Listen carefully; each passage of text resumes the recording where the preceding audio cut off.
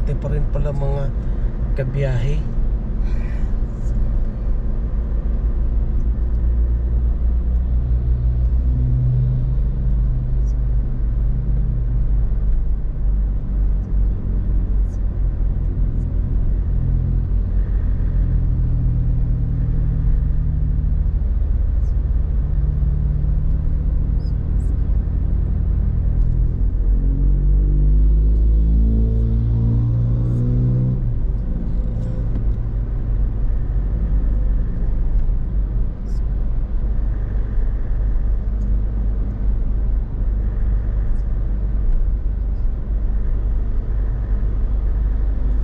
Ang oras mga kabiyahe is 5:27. Dito pa rin tayo sa Skyway at 60 kph pa rin ang maximum. Mamaya na tayo mag-80 pag umabot na tayo sa Makati. Ano tayo dito, masimplangan. Dito lang tayo sa dandahan 80 ay 60. Yan.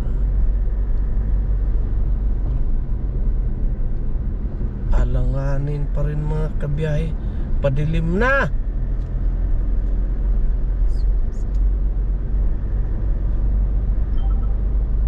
Ayan o, maganda sana kung maliwanag pa para klaro natin yung mga ano na yan, yung mga building na yan, yung sa Makati at saka sa Ortigas.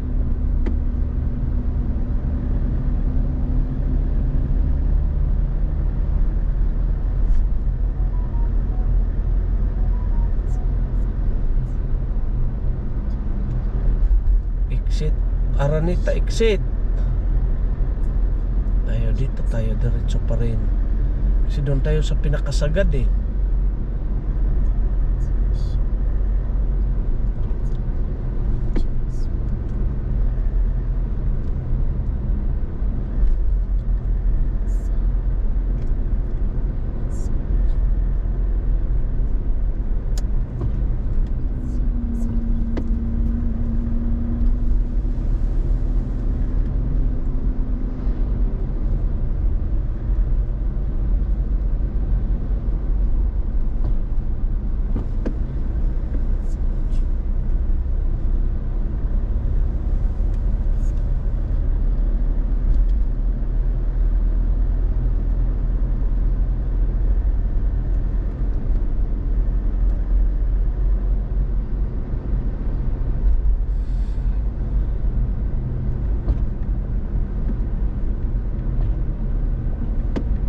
Sobrang bagal naman ito.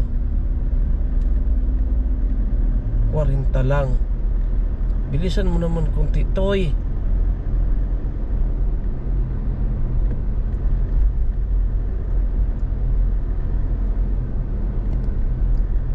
Sama lang kayo mga kabiyahe dito sa Skyway.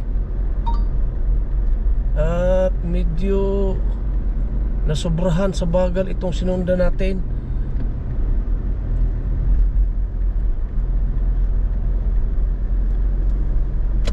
Lilihis nga tayo at nasobrahan sa bagal ito.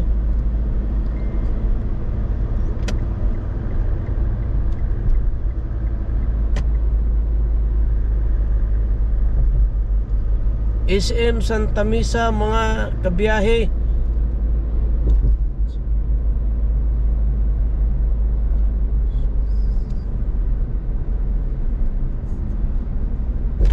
Yung parking nila, tapat natin yung parking nila sa taas na pang 4th floor na yata yan, parking yan, pang 5th. Tapat natin, ayan, SM Santa Misa.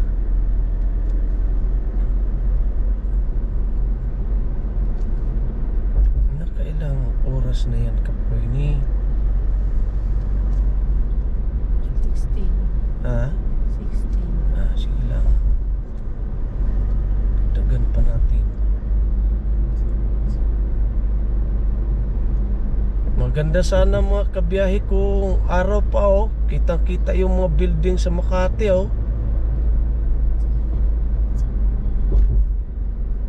Kaso lang, iwan ko kung maklaro pa diyan sa ano, sa ating video dahil madilim na mga kabiyahe.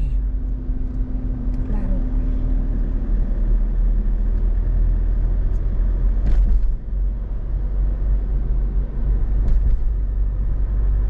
60 pa rin, KPH.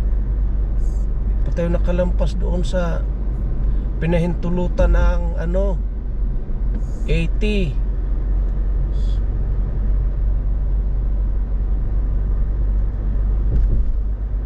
Mga kabiyahe, mayroon akong i-ano sa inyo. Pag kayo ay mag-skyway at pag dumikit kayo doon sa gilid, yung hampas ng hangin, yung may para silang mga haligi na malaki, mapagkamalan mo kabiyahe na ano, na flat ka.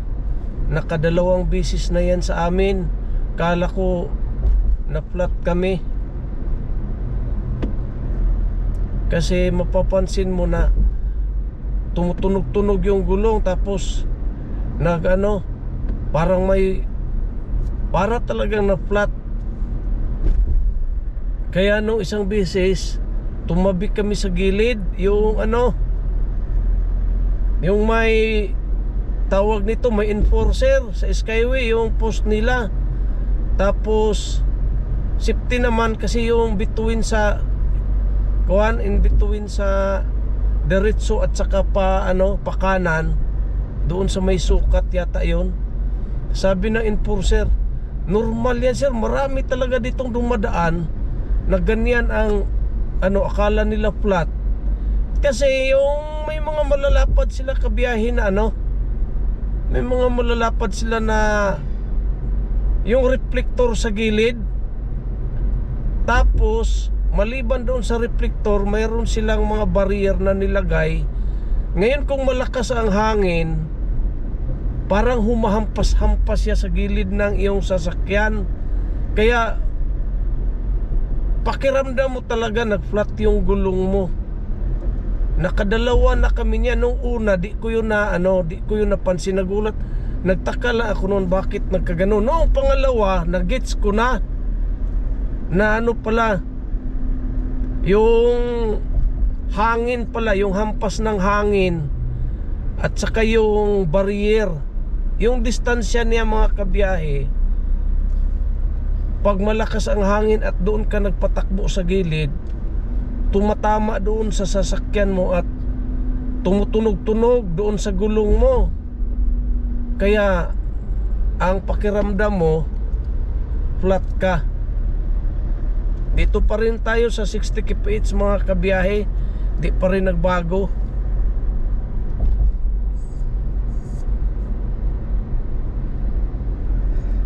Mayroon ng ano, mag-exit diyan o ano yan. 1 kilometer. Mag-ilaw na tayo mga kabiyahe kay ano na, ganda ng ano ng araw mga kabiyahe oh. Pero sa video parang may araw pa, pero sa dito sa personal wala na talaga. Makati yan mga kabiyahe, yung mga building na yan, Makati yan. Dito na tayo sa pinakamataas na part ng ano,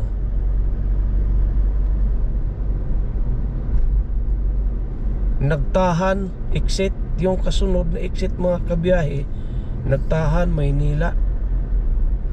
Tayo, diretso pa rin tayo.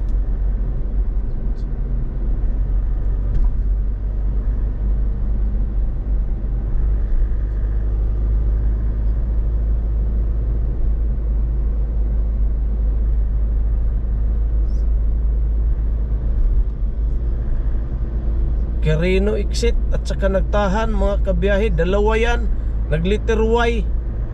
Yung isa gitna ano, Quirino exit. Yung pinaka Y talaga Nagtahan, pa Maynila yun, papuntang pier. Hindi natin alam mga kabiyahe, dito pa tayo sa Wala pa di. 80 pa ito dito. 60. Baka 80 na. Mayroon ng humaruro to. Baka 80 na itong mga kabiyahe. 60 pa rin.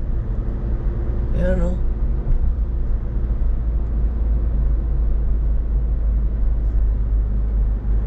Tayo magkumpiyansa dito kasi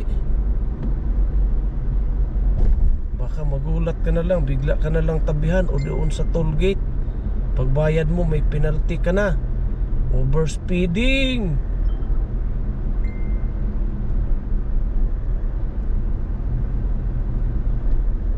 Hindi bali na ano lang, mabagal lang mga kabiyahe. Total tuloy-tuloy naman, wala naman siyang ano. Kung 40 ka, maintain lang talaga 40. Kaya mo siyang maintain.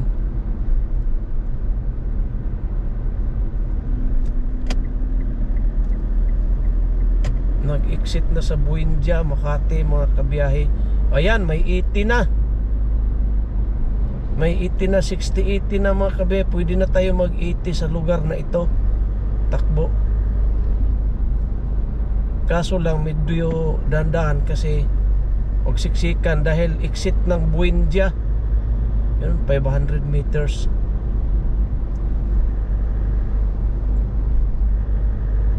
Pwede ka nang makatakbo dito ng mas mabilis-bilis kaysa 60. Yan 60 na mga